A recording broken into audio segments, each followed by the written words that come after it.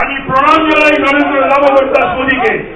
আমি আমাদের দেশের প্রধানমন্ত্রী যিনি একবার নয় তার সেনাবাহিনীকে নির্দেশ দিয়ে তিনবার পাকিস্তানকে শিক্ষা দিয়েছেন এবং 22শে এপ্রিল পহেলগামে মাথায় সিঁদুর হাতে তাগা আর কলমা পড়তে না পারার কারণে যে হিন্দুদের হিন্দু বলে খুন করা হয়েছিল, তাদের বাড়ির মহিলা সদস্য এবং ছোট শিশুদের সামনে যাদের বস্ত্র সরিয়ে তারা হিন্দু কিনা নিশ্চিত হওয়ার পরে খুন করা হয়েছিল, সেই অপারেশন সিঁদুরের সফল কারিগর নরেন্দ্র মোদীজির সভা আপনারা ভরিয়ে দেবেন, যার নেতৃত্বে ভারতীয় সেনাবাহিনী কুখ্যাত জঙ্গি পাকিস্তানে থাকা মাসুদ আজহারের বংশকে নির্বংশ করে দিয়েছে। আমাদের এয়ারফোর্স 100 কিলোমিটার ভিতরে ঢুকে আমাদের সেনা প্রথম একদম তছনছ করেছে পাকিস্তানকে। তাই জাতীয় পতাকা নিয়ে মোদীজিকে ভারত মাতার সন্তান হিসেবে আপনারা সবাই স্বাগত করতে যাবেন, এই আবেদন করব। মোদীজি বাংলাতে খালি হাতে আসেন না। আমি আলিপুরদুয়ার পরিবর্তন সংকল্প সভার আগে দেখেছি সরকারি প্রোগ্রাম, সেখানেও আমার থাকার সৌভাগ্য হয়েছিল। আলিপুরদুয়ার কোচবিহার সহ উত্তরবঙ্গের প্রত্যেকটি শহরে জেলাতে পাইপের নলে গ্যাস, রান্নার গ্যাসের প্রকল্প তিনি সেখানে দিয়েছেন। পরবর্তীকালে দুর্গাপুরের পরিবর্তন সংকল্প সভার আগে নরেন্দ্র মোদীজির হস্তে জাতীয় সড়ক, রেলপথ, পুরুলিয়া সহ জঙ্গলমহলের বিস্তীর্ণ এলাকায় আমাদের মা বোন দিদিরা যারা রান্না করে খাওয়ায় নলে গ্যাস, সেই প্রকল্পেও তিনি উদ্বোধন করেছেন। এখানে নরেন্দ্র মোদীজি 3টি মেট্রো উদ্বোধন করবেন। একটা গ্রিন লাইন এসপ্লানেড থেকে শিয়ালদা 2.45 কিলোমিটার, আর একটা ইয়েলো হলুদ লাইন নোয়াপাড়া থেকে জয়হিন্দ বিমানবন্দর 6.77 কিলোমিটার, আর একটা অরেঞ্জ কমলা line Hemanta Mukhopadhyay metro station rupee মোড় থেকে বেলেঘাটা 4.44 কিলোমিটার। এই কর্মসূচি ক্রেডিট অনেকে নেওয়ার চেষ্টা করেন।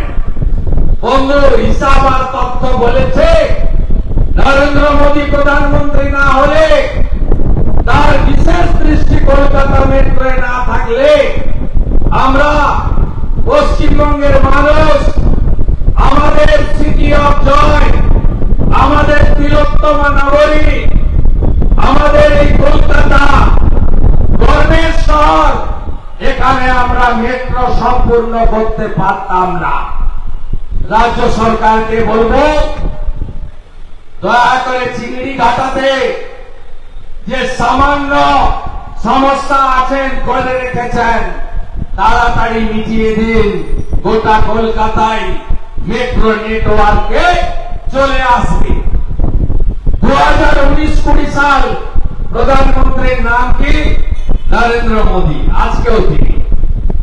এখনো অব্দি কলকাতার যে মেট্রো, তার যে দৈর্ঘ্য 44.99 কিলোমিটার, তাতে এই অর্থবর্ষ 25-26 ধরলে কত টাকা নরেন্দ্র মোদীজি সরকার দিয়েছেন? 18,641 কোটি টাকা নরেন্দ্র মোদীজি দিয়েছেন কলকাতা মেট্রোর জন্য। আপনারা এমএলএ দেননি, আমাদের এমপি দেননি, কিন্তু আমাদের প্রধানমন্ত্রী রাজনীতি ওভাবে করেন না। তিনি উন্নয়নটাকে রাজনীতির বাইরে রাখেন। তাই তিনি কলকাতা, যে কলকাতা স্বামী বিবেকানন্দের জন্মভূমি, যে কলকাতায় বিশ্বকবি রবীন্দ্রনাথ ঠাকুর থেকে শুরু করে অনেকেরই কর্মক্ষেত্র ছিল, সেই কলকাতাকে তিনি মেট্রো নেটওয়ার্কে জুড়ে দিলেন কত? 18,641 কোটি টাকা। তাই নরেন্দ্র মোদীজি শুধু পরিবর্তনের আওয়াজ তুলতে নয়, বাংলা বাঙালিকে, পশ্চিমবঙ্গকে এত বড় উপহার দিতে এসেছেন। আমি আশা করব কেএমডিএ এলাকা, বৃহত্তর কলকাতা, ব্যারাকপুর থেকে যাদবপুর, আপনারাই ওই দিন 1 লক্ষ মানুষের সমাবেশ ঘটিয়ে দিতে পারবেন। সেই আমন্ত্রণ দিতে এসেছি।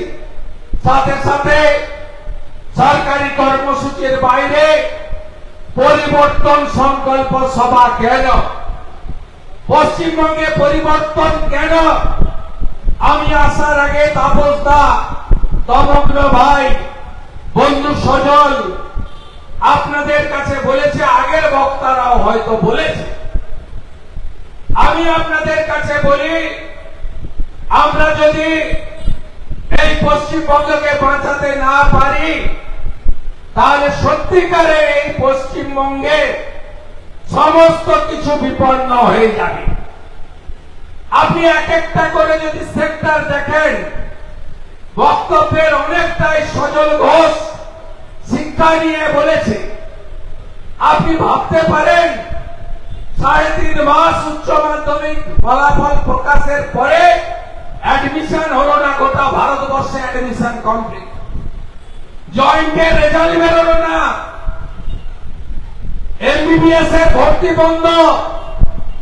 মাননীয়, আপনি কি জানেন national council of medical NCM 30-8 পরে মেডিকেলে ভর্তি হলে তার কোনো বৈধতা থাকবে না, অবৈধ হয়ে যাবে। আপনি কি জানেন কত বড় সর্বনাশ? কয়েক লক্ষ উত্তীর্ণ মেধাযুক্ত ছাত্রছাত্রী, তাদের অভিভাবক অভিভাবিকা শিক্ষা প্রতিষ্ঠানে করছে। কারণ দুটো। একটা কারণ হলো এই টেকনো ইন্ডিয়ার সত্যম রায়চৌধুরীর মতো কিছু ডাকাতকে মমতা ব্যানার্জি তৈরি করেছেন। প্রাইভেট কলেজ, প্রাইভেট ইউনিভার্সিটি, ব্যাংকের ছাতার মতো চারিদিকে সব প্রাইভেট প্রাইভেট প্রাইভেট।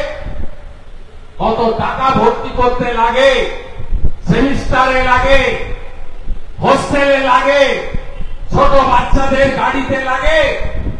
আপনারা ভুক্তভোগীরা জানেন। আজকে এরা যাতে, এদের অ্যাডমিশন বন্ধ ছিল না, এরা 1000 কোটি টাকার বেশি কামিয়ে নিল ওই 2-2.5-3 মাসে। আর ওই 1000 কোটি তো একা খায়নি, তার ভাত তো হরিশ মুখার্জি, হরিশ চ্যাটার্জি স্ট্রিটে গেছে। সেই জন্য দেখছেন না সবচেয়ে বেশি চিৎকার, সবচেয়ে বেশি লোকসভার ভিতরে কাগজ ছেড়ার কাজ করছে। এরা 30 দিন জেলে থাকলেই মন্ত্রিত্ব যাবে, মুখ্যমন্ত্রী হোক আর যেই হোক। এরা জানে যে আমাদের জ্যোতিপ্রিয় মল্লিক, পার্থ চ্যাটার্জিরা তো গেছে, আরো কিছুদিনের মধ্যে আমাদের অনেককে যেতে হবে। এই মুখ্যমন্ত্রী জানে পরিবর্তনের সরকার এলে এই মুখ্যমন্ত্রী যা যা কাণ্ড করে গেছেন তার সব তথ্য ডকুমেন্ট আমাদের হাতে আছে। আমরা ওনার মতো বদলা নয় বদল চাই বলছি না। আমরা মানুষের মনোভাবকে সম্মান দিয়ে বলছি বদলও হবে, বদলাও হবে, এবং সেই বদলাটা আইনের মধ্যে হবে। হাতে কেউ বদলা নেবে না।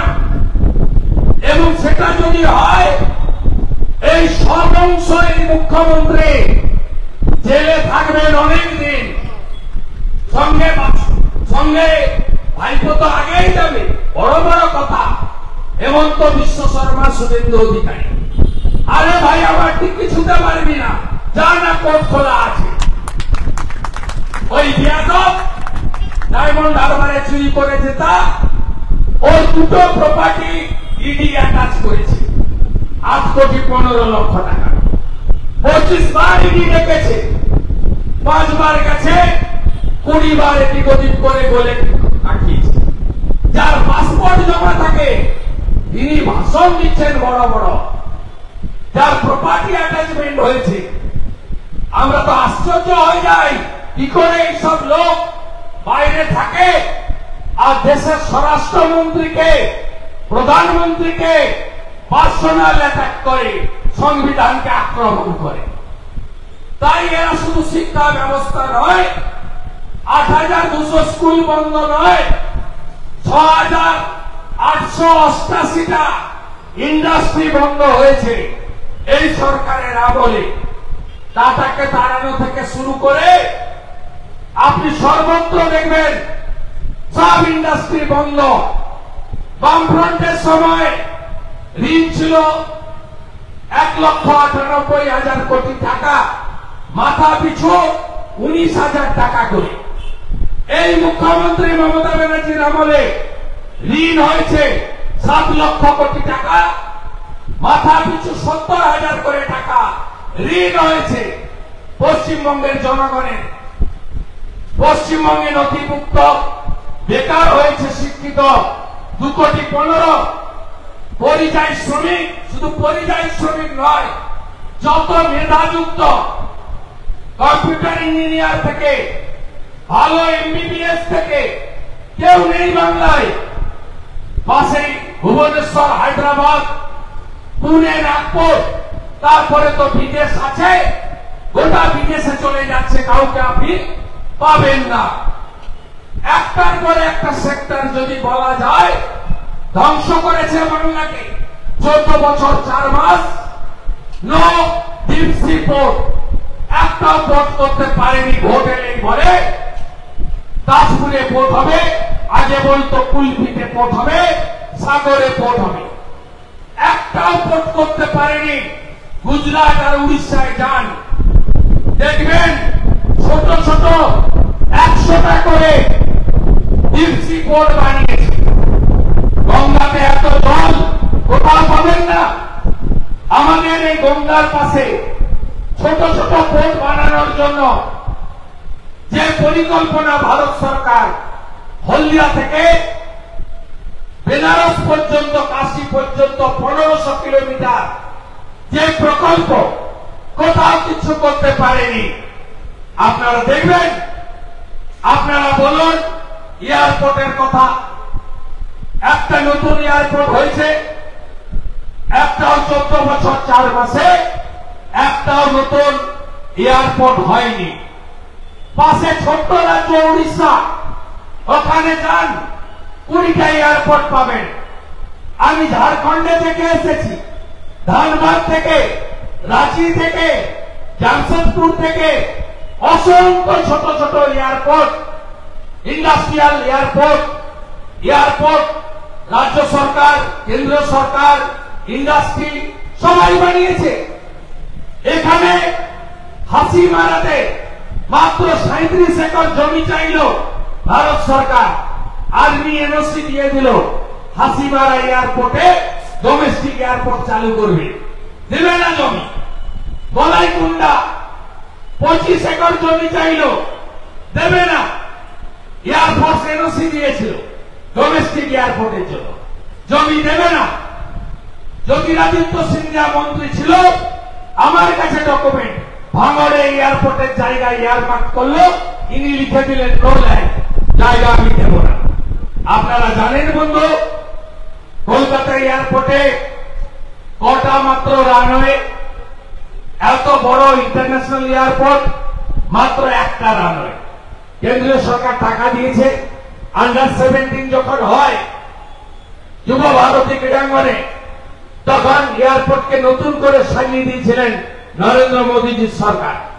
জানেন আপনারা ওখানে দুটো রানওয়ে তৈরি হয়ে পড়ে আছে। কেন চালু হয়নি কেউ জানেন না। চালু হয়নি এই জন্য ওখানে একটি মাজার আর একটি ধর্মীয় আস্থানা আছে, সেটা ভাঙতে দেবে না মমতা ব্যানার্জি। তাই কলকাতা এয়ারপোর্টে আরো দুটি রানওয়ে চালু হয়নি। ভাবতে পারেন এয়ারপোর্টে প্রাচীর খোলা, কে আসছে আর কে ঢুকছে। এত বড় ক্যালকাটা এয়ারপোর্ট, যেখান থেকে inter north eastern, Bangladesh, Nepal, Bhutan, Myanmar এবং চীনও অত্যন্ত কাছে, সেই রকম একটা হাই সিকিউরিটি এয়ারপোর্ট, তার প্রাচীর খোলা থাকে ধর্মীয় কাজ করার জন্য। এই হচ্ছে এই রাজ্যের সরকার। আপনি কোন দিকে তাকাবেন বলুন?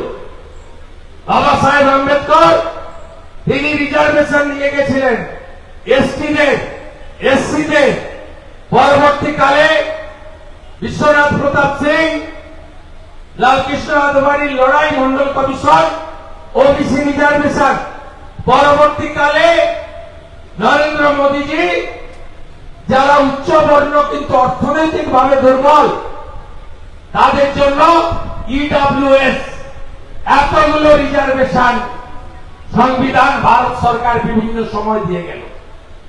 গত 14 বছর 4 মাসে মোট 6 লক্ষ পার্মানেন্ট সরকারি পোস্ট এই অমিত মিত্র যখন অর্থমন্ত্রী ছিল এখনো ছড়ি ঘুরায়, হাতি পুষছেন।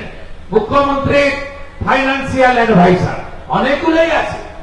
ডবল ডবল চাকরি আপনাদের হয় না, আপনার বাড়ির ছেলে মেয়ে পায় না। 26,000 গেছে, 32,000 যাওয়ার পথে ডবল ডবল চাকরি কারা পায়? হরিকৃষ্ণ দ্বিবেদী পায়। রিটায়ার করার পরে মুখ্যমন্ত্রীর অ্যাডভাইজার হয়, ভিক্টর ভাইস চেয়ারম্যান না চেয়ারম্যান হয়। আলাপন ব্যানার্জিও পায়, মুখ্যমন্ত্রীর অ্যাডভাইজার হয়, ক্যাবিনেট মর্যাদার সঙ্গে আরো 3টে দপ্তর পায়। এরা কেউ রিটায়ার করে না। আর মুখ্যমন্ত্রী ভোটের সময় 21-এর আগে বলেছিলেন ডবল ডবল চাকরি হবে। 6 লক্ষ পার্মানেন্ট পোস্ট আবুলুস করে 60,000 কন্ট্রাকচুয়াল নিয়েছে। কোন অফিসে গেলে আপনি পার্মানেন্ট স্টাফ পাবেন না, কন্ট্রাকচুয়াল। 4,000 টাকা থেকে 12-14,000 টাকা পর্যন্ত বেতন। এবং এর ফলে schedule tribe 6%, schedule caste 22%, OBC 17%, EWS 10%। কেউ রিজার্ভেশন সুযোগ পাননি, কারণ সব কন্ট্রাকচুয়াল ঢুকে। কত বড় সর্বনাশ! এসটি, এসসি, অরিজিনাল ওবিসি এবং যারা হায়ার কাস্ট কিন্তু ফিনান্সিয়ালি উইক, ইডব্লিউএস থেকে বঞ্চিত হয়েছে। সরকারকে রাখবেন আপনি, ভুলে ফেলবেন না। ভাতার সরকার, এই সরকারকে রাখা উচিত। নারী সুরক্ষা, কন্যা সুরক্ষা কোথায় গেছে? আমি গত 1 মাসে 14টা কন্যা সুরক্ষা যাত্রা করেছি, হাজার হাজার মা বোন দিদিদের সাথে নিয়ে। কেন? পশ্চিম বাংলায় কোন দিদি, কোন বোন, কোন কন্যা, এমনকি সিনিয়র সিটিজেন মা মাসিরা পর্যন্ত সুরক্ষিত নয়। কারণ কি? কারণ একটাই, এই রাজ্যের পুলিশ মন্ত্রী ধর্ষকদের প্রোটেক্টর, ধর্ষকদের ছাতা আমব্রেল্লা। এই মুখ্যমন্ত্রীর গুণের শেষ নেই। ভাষার কথা বলছিল সজল ঘোষ মহোদয়, বিধানসভায় আমাকে অনেক কথা বলে লিমিটলেস অপোজিশন। আপনার বিরুদ্ধে আমি প্রধানমন্ত্রীকে অভিযোগ করব। প্রধানমন্ত্রী তো আসছেন, 22 তারিখে অভিযোগ পত্র লিখে নিয়ে আসুন না, সামনাসামনি হবে। আপনি তো আমাকে ডাকেন না, কিন্তু ভারত সরকার ডেকেছে লিডার অব অপোজিশন হিসেবে। ওইখানে আপনি অভিযোগ করবেন, ফয়সলা হয়ে যাবে। এই মুখ্যমন্ত্রী পার্ক স্ট্রিটের ঘটনাকে বলেন ছোট্ট ঘটনা। এই মুখ্যমন্ত্রী কাকদ্বীপে রেপ হলে বলে পুরো রেপে 20,000, হাফ রেপে 10,000 টাকা তো দেওয়া যেতেই পারে। এই মুখ্যমন্ত্রী হাসখালিতে তফসিলি পরিবারের ক্লাস 9-এর ছাত্রীকে যখন ওদের নেতা ছেলের জন্মদিনে ডেকে ধর্ষণ করে, খুন করে, বিনা চিকিৎসায়, বিনা ডেথ সার্টিফিকেটে শ্মশানে নিয়ে গিয়ে পুড়িয়ে দেয়, তখন আপনি বলেন লাভ অ্যাফেয়ার্স ছিল, প্রেমের গল্প। কালিয়াগঞ্জ রাজবংশী পরিবারের ক্লাস 12-এর ছাত্রী, তাকে যখন আপনার যাবে অঞ্চল সভাপতির বেটা যখন ধর্ষণ করে খুন করে, আপনি বলেন মেয়েটা অন্তঃসত্ত্বা ছিল। এই মুখ্যমন্ত্রী বলেনি 14ই আগস্ট 2024 বাবা মা চাইলে তো আমি অভয়ের বাবা মাকে 10 লাখ দিতেই পারি। আমার কথা নয়, এই মুখ্যমন্ত্রীর কথা। এই মুখ্যমন্ত্রী এত বক্তৃতা করেন ডেলি। এই মুখ্যমন্ত্রী কখনো কসবা ল কলেজের ছাত্রীটা সম্পর্কে একটা শব্দ বাক্য প্রয়োগ করেন না কেন? এই মুখ্যমন্ত্রী 3 নম্বর সিরিয়ালে ছিল পানিহাটি ইলেকট্রিক চুল্লিতে সোমনাথ। তিনি যেহেতু তাড়াতাড়ি করে পুড়িয়ে দিয়েছে অভয়ার দেহ, তাই তাকে পানিহাটিতে চেয়ারম্যান করে পুরস্কার দিয়েছে। অভয়ার প্রমাণ লোটপাট করেছে।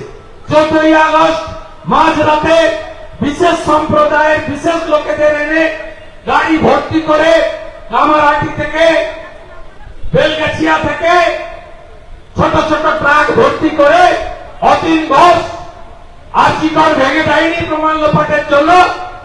আপনারা তো সাক্ষী উত্তর কলকাতার মানুষ। বলুন, আজকে এই মুখ্যমন্ত্রী একজন পুলিশ অফিসারের স্ত্রী এবং মাকে 5 বার টেলিফোনে ধর্ষণ করবে বলেছে অনুব্রত মণ্ডল। তাকে গিয়ে পার্টির কনভেনার, সরকারি পোস্ট, এসআরটিএ চেয়ারম্যান, নিরাপত্তা বৃদ্ধি, 18 জন সিকিউরিটি, মুখ্যমন্ত্রীর প্রশাসনিক সভায় আলো করে বসে আছেন। তাহলে ধর্ষকদের নেত্রীকে মমতা ছাড়া আবার কি? এই রাজ্যে কোন কন্যা, কোন বোন, কোন দিদি সুরক্ষিত নয়। আর সব বাংলা বাঙালি ঢপের চপ। আমি আসছিলাম যখন তাপসদা বলছিল, পরবর্তীকালে তমগ্ন সজল ঘোষ বলছিল ইউসুফ পাঠান কবে বাঙালি হলো আমরা জানতে চাই, কীর্তি আজাদ কবে বাঙালি হলো আমরা জানতে চাই, শত্রুঘ্ন সিনহা কবে বাঙালি হলো জানতে চাই, সাকেত গোখলে কবে বাঙালি হলো জানতে চাই। এই মুখ্যমন্ত্রী আপনি সুব্রত গুপ্ত, অত্রি ভট্টাচার্যের মতো বাঙালি তৃতীয় আইএস কে বসিয়ে রেখে মনোজ পন্তকে মুখ্য সচিব করেন, তখন বাঙালিদের কথা মনে পড়ে না? সঞ্জয় মুখার্জি আইপিএস কে বসিয়ে রেখে রাজীব কুমারকে আপনি ডিজি করেন, তখন বাঙালিদের কথা মনে পড়ে না? এর সব চক্কর হচ্ছে ভোটের চক্কর। 21-এ ব্যারাকপুরে গিয়ে তাই করেছিল। এ হিন্দুদের কাছে এসে বলে হিন্দি স্পিকিং ভারত হিন্দু, বাংলা বলা হিন্দু। এ কখনো মুসলিমদের কাছে গিয়ে বলে না যে তুমি উর্দু স্পিকিং মুসলিম, তুমি বাংলা স্পিকিং মুসলিম। মমতা ব্যানার্জি জেনে রাখুন, 90% মুসলমান পশ্চিমবাংলার বাঙালি মুসলমান। আর আপনি রেড রোডে ঈদের দিন গিয়ে ওইসব উল্টা পাল্টা হিন্দি উর্দু তার মাথা ঠিক নিয়ে সব ভাষণ করেন। একবারও বাংলা বলেন না।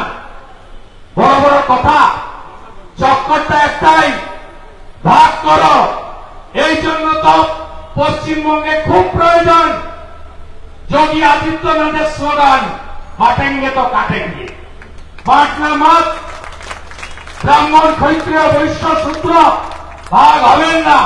সঙ্গে তো রাষ্ট্রবাদী মুসলিমরা আছে। ওখানে দেখছিলাম কয়েকজন বসে আছেন, মঞ্চেও 2-1 জন আছেন। সংখ্যায় কম, থাকুন না সঙ্গে, নো প্রবলেম। আমাকে ভুল বুঝবেন না, আমি কোথাও বলিনি মুসলিমদের ভোট চাই না, আমি বলেছি পাই না। এটা কঠিন সত্যি, কঠিন সত্যি। আমাদেরকে ওই এলাকায় ঢুকতে দেওয়া হয় না। মুসলিম এলাকায় ভারতীয় জনতা পার্টি নিষিদ্ধ। মোদীজির রেশন নেব, ওটা আমার অধিকার। মোদীজির প্রধানমন্ত্রী আবাস নেব, ওটা আমার অধিকার। মোদীজির স্বচ্ছ ভারতের শৌচালয় নেব, ওটা আমার অধিকার। মোদীজির নলে জল নেব, ওটা আমার অধিকার। কোভিডের ভ্যাকসিনটা নেব, দুটোর বদলে 3টে নেব, ওটা আমার অধিকার। জনধন যোজনার সুযোগ নেব, ওটা আমার অধিকার। কিন্তু ভোট এলে বলবো এই বিজেপি হিন্দুদের পার্টি, জয় শ্রীরামের পার্টি। সেই কারণে আমি বরাবর বলি যে জাত পাত পথ মত থাকবে, অস্বীকার আমি করব না। কেউ রামকৃষ্ণ মঠ মিশন করুন, কেউ ভারত সেবাশ্রম করুন, কেউ ইস্কন করুন, আপনারা করুন না।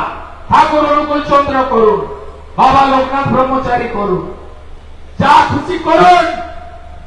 ভারতবর্ষ সংবিধান আপনাকে স্বাধীনতা দিয়েছে, কিন্তু at the end of the day আপনাকে ভাগ হওয়া চলবে না। যোগীজি হরিয়ানায় বলেছিল বাঁটনা মত বাঁটেঙ্গে তো কাটেঙ্গে। নরেন্দ্র মোদীজি মহারাষ্ট্রে গিয়ে বলেছে बांटेंगे तो निर्ममता का सहित काटेंगे, जैसे औरंगजेब ने काटा था। देखेছেন হরিয়ানা, দিল্লি, মহারাষ্ট্রে ঐক্যবদ্ধ হয়ে ভোট করেছে। যারা ভোট দিতে আসে না তারা ভোট দিতে এসেছে। মহারাষ্ট্রে 61% ভোট পড়েছিল, এবার 66% ভোট পড়েছে। দিল্লিতে 10% বেশি ভোট পড়েছে। আপনারা সভা শোনেন, আপনার বাড়ির দুটো ছেলে, একটা বিদেশে আছে, একটা বাঙ্গালোরে আছে। আপনি যদি না আনান, ভোটের দিন হলিডে নয়, ভোটের দিন ভালো খাওয়া দাওয়া করে আরামে বসা নয়, একটু কষ্ট হবে 1-1.5 ঘন্টা। একদম সকাল সকাল বেরিয়ে আপনাদের ভোট দিতে হবে। পশ্চিমবাংলায় মুসলিম ভোটের পোলিং 100-র মধ্যে 91%, লাস্ট লোকসভাতে। হিন্দু ভোটে পোলিং 100-র মধ্যে 68%। আপনারা যদি 80% ভোটার ভোট দিতে আসেন, রাষ্ট্রবাদী ভোটার, তাহলে দেখবেন সব খেলা শেষ হয়ে যাবে। এত চুরি চামারি ছাপ্পা আপনি জানেন। লোকসভাতে 7 দফাতে 5000 করে ক্যামেরা বন্ধ রাখা ছিল। সোদপুরের একটা ছেলেকে আরিজাপ্তাকে ক্যামেরা টেন্ডার দিয়েছিল। এদের নেক্সাস আপনি জানেন না। এরা যেতে না কোনো ভোটে, এরা ভোটে তন্ত্রকে ব্যবহার করে যেতে।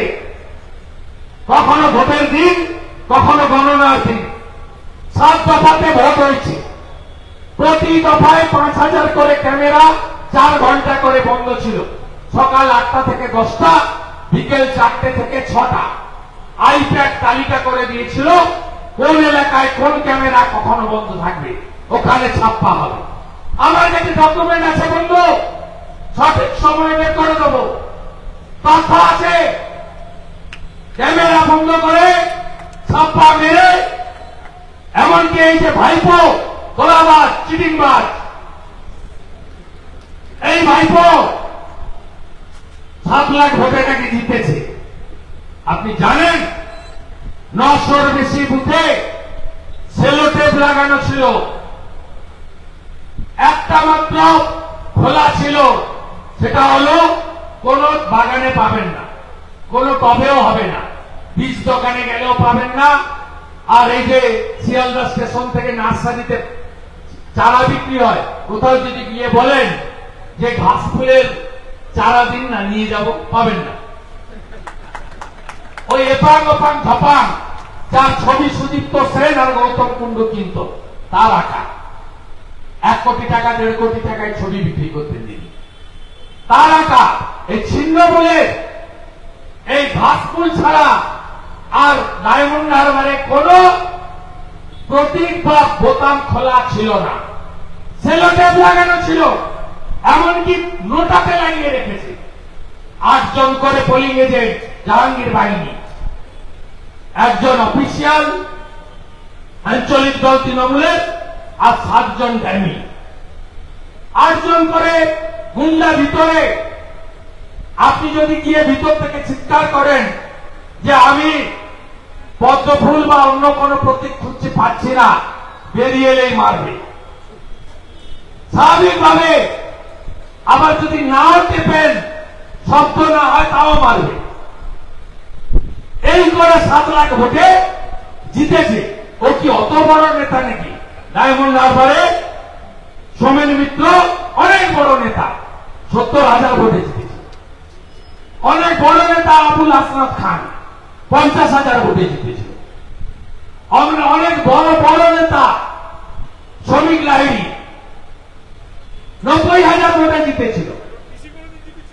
অনেক বড় নেতা সংবিধান বিশেষজ্ঞ বামপন্থী হতে পারেন অমল দত্ত সামান্য ভোটে জিতেছিল।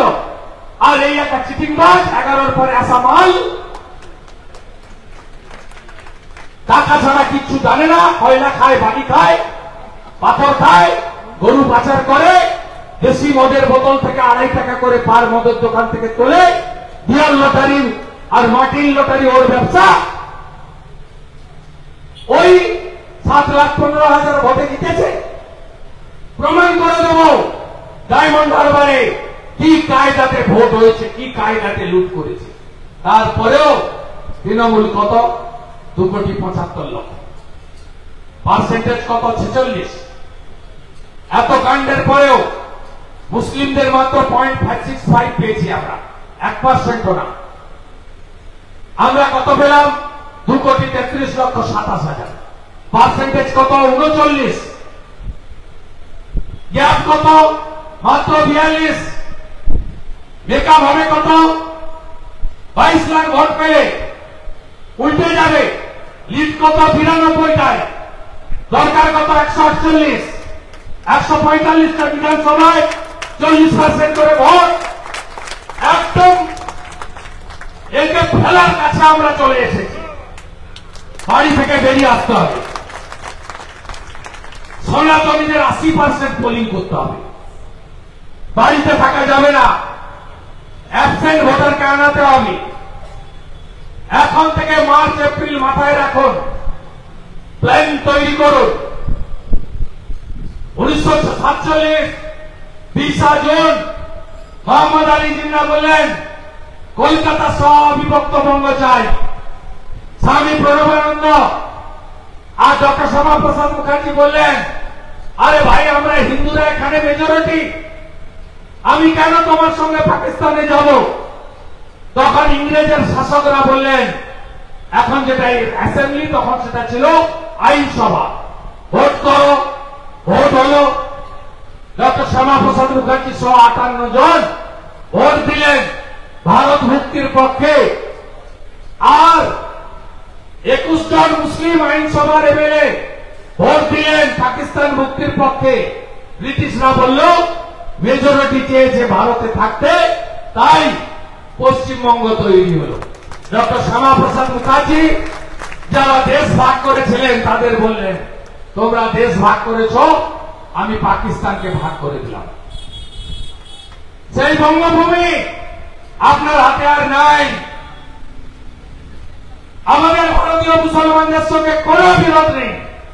আপনারা ভোট দেন না, আমাদের হিন্দুদের দল বলেন, জয় শ্রীরাম করেন, মোদীজির 175টা কাজের একটাও কোন পার্টিকুলার কমিউনিটির জন্য তিনি করেননি, দেশবাসীর জন্য করেছেন। 540 কিলোমিটার বর্ডার খোলা। এই খালা মমতা জমি দেয়নি বিএসএফকে। রোহিঙ্গা বাংলাদেশি মুসলমান ঢুকে পড়েছে, জনসংখ্যা বদলে গেছে। 15ই আগস্ট লাল কেল্লার প্রাচীর থেকে শক্তিশালী প্রধানমন্ত্রী অনেক কথার মধ্যে একটা ঘোষণা আমি উল্লেখ করতে চাই। বললেন, বাংলাদেশি বা অবৈধ অনুপ্রবেশকারী তারা অনুপ্রবেশকারী, তাদেরকে আমরা দেশে রাখবো না। তিনি বললেন ডেমোগ্রাফি বদলে গেছে, আমি ডেমোগ্রাফির উপরে বিশেষ সমীক্ষা করিয়ে সিদ্ধান্ত নেব। কারণ এই দল ভারতীয় জনতা পার্টিতে আমরা সবাই এসেছি, তার কারণ কি জানেন? এই দলের সদস্য হতে গেলে প্রথমেই শপথ নিতে হয় নেশন ফার্স্ট, দল পরে, ব্যক্তি আরো দূরে। ভারতীয় জনতা পার্টি আমার রাষ্ট্রকে বরবাদ হতে দিতে আমি পারি না। রাষ্ট্র যদি বরবাদ হয়ে যায়, কোটি টাকার মালিক হন, 5 তলা টাকা বাড়ি করুন, ছেলেকে ডাক্তার, মেয়েকে লয়ার বানান, আফগানিস্তানেও হয়েছিল। কেউ নেই বন্ধু, শিখ, জৈন, হিন্দু কেউ নেই। সব বাড়িঘর ফেলে দিয়ে, কোলে বাচ্চা নিয়ে মোদীজির পাঠানো দেবী শক্তি এয়ারফোর্সের করে এসে দিল্লিতে শরণার্থী হিসেবে 600 স্কয়ার ফিট, 700 স্কয়ার ফিটে 2 কামরার ঘরে থাকতে হচ্ছে। এগুলো সব হয়ে যাবে, নিয়ে নেবে অন্য লোক। লাহোর আমাদের ছিল, ইসলামাবাদ আমাদের ছিল, ঢাকা আমাদের ছিল, চট্টগ্রাম আমাদের ছিল, যশোর, খুলনা আমাদের ছিল, কাবুল, কান্দাহার আমাদের ছিল। সব গেছে।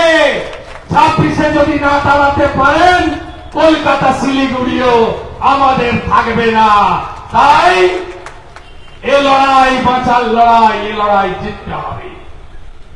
আর 25-এ দিদিমণি, পিসিমণি, বুবু, আপা, খালা, আপনি যত পারেন করে নেন। আমাদের পাড়া আমাদের সমাধান। 26-এ জনগণ বলবে আমার পাড়া,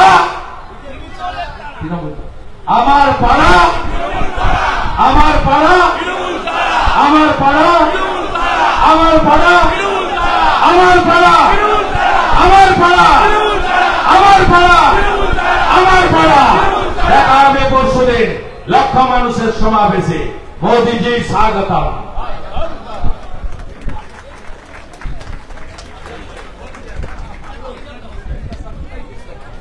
সোনার বাংলা, সোনার ছেলে, সৈন্য অধিকারী জিন্দাবাদ। সোনার বাংলা, সোনার ছেলে, সৈন্য অধিকারী জিন্দাবাদ। সোনার বাংলা, সোনার ছেলে, সৈন্য অধিকারী জিন্দাবাদ। হিন্দু বিকাশ সমাজ সৈন্য অধিকারী জিন্দাবাদ। সৈন্য অধিকারী নেতৃত্বে লড়ছি, লড়বো। সৈন্যদের নেতৃত্বে লড়ছি, লড়বো। সারা বাংলায় ছাত্র যুব সৈন্যদের নেতৃত্বে লড়ছে, লড়বে। সৈন্য অধিকারী জিন্দাবাদ। সৈন্য অধিকারী জিন্দাবাদ। 22 তারিখে জনসভায় দলে দলে যোগ দিন। মোদীজির জনসভায় দলে দলে যোগ দিন। মোদীজির জনসভায় দলে দলে যোগ দিন।